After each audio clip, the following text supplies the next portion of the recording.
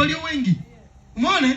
Uwezi kukutana na labda Mo wa Simba kwa sababu haendi kwa watu walio wengi. Mungu akianza kukupeleka kwenye level fulani, utaona kuna baadhi ya watu wanaanza wenyewe kuondoka. Unajua sio wewe, ni wenyewe kwenye ulimwengu wa roho. Kwa sababu wenyewe ni maskini na wameukubali umaskini. Automatically huwa wenyewe wanaondoka. Kwa hiyo usikatishwe tamaa unapoona unaachwa. Unapoona watu wanapungua. Usifikiri umekosea. Usifikiri kuna jambo baya umefanya. Na pia unapowaambia watu kuhusu jambo kubwa wakaanza kukwambia, hilo haliwezekani, hilo usifanye, ni kwa wenyewe wanavyoona. Mungu huwa anampa mtu kwa yeye anavyoona.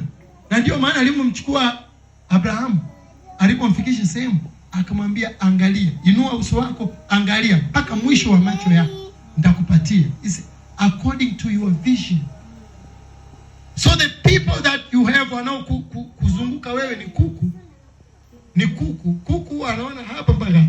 Ndio maana ukimchinja kuku, ukaangalia hapa kwenye roho. Maana kuku wa jana alikuwa na miguu.